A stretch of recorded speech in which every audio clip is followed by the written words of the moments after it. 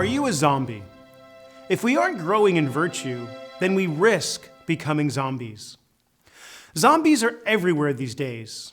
They're in the movies, on television, and in our video games. Some people are actively preparing for a zombie apocalypse right now. We must ask, where does this fascination with zombies come from? To answer this question, let's first understand what is a zombie. A zombie is a human being that has died and has been brought back to life again through various means, depending upon your particular school of zombieism.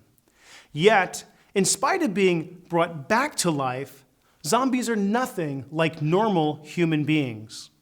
As human beings, we are separated from the rest of the animal kingdom because of our higher intellectual abilities. Human beings have built rockets and sent people up into space and brought them back again. Until chimpanzees do the same, please don't try to convince me about how intelligent our closest relatives are.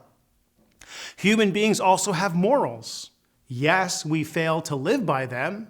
At times, we act like the rest of the animal kingdom, but only human beings recognize this failure.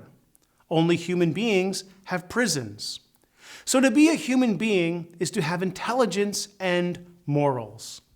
Zombies have neither. They lack both higher intelligence and moral awareness. Zombies are driven solely by a biological need, the need to eat, and their diets are very particular, only human beings. As a result, zombies can only live by consuming others, and nothing stops them.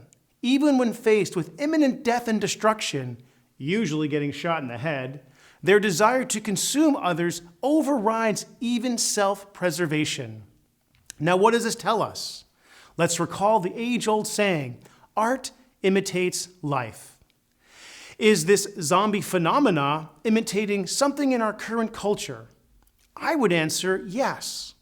I believe zombies fascinate our society today because zombies mirror what's going on in our society. Let me explain. As our society becomes less God-centered, we're becoming more self-centered. When we become self-centered, we do not have love of neighbor as ourself, let alone love of neighbor as our brother and sister in Christ. You see, once I lose God, I just don't lose God, but I also, in a sense, lose my neighbor as well. My neighbor, instead of being made in the image and likeness of God, becomes something rather for me to use, a mere furnishing in the world. If I lose God, my wants trump your needs.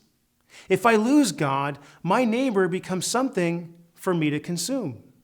Now, I'm not saying we're going to go around and start eating each other like the zombies do in the movies. But let's not be naive. We can indeed consume others in deeper ways. For example, in the workplace, we can consume others solely for the advancement of ourselves, the company, or the profit margin, without caring for the souls of our coworkers. In the political world, we can consume others for their votes, but care nothing of their real needs. In relationships, we can consume others for their bodies alone, without caring for their hearts, minds, and souls. There are many ways in which we can indeed act like zombies by not loving and caring for others, but instead consuming them for our wants. So, are we becoming zombies? Well, maybe subconsciously our fascination with zombies is nudging us towards the answer. Maybe we need to revisit those questions that have been asked since the beginning of time. Who am I? What am I? What is the meaning of life? Maybe we need to reevaluate our relationships, both professional and personal, to make sure we are motivated by love of neighbor and not just utility of neighbor. Most of all, maybe we need to invite God back into our lives and ask Him to allow us to do His will and not our own. After all, it is God who gave us life and created us in His image and likeness. If we lose God, then we might just become zombies. Brothers and sisters, keep studying. This is Father Jerome Cudden for the Western Dominican Province. You've been watching Truth in 60. For more exclusive videos, download the OPwest app. Link is in the description.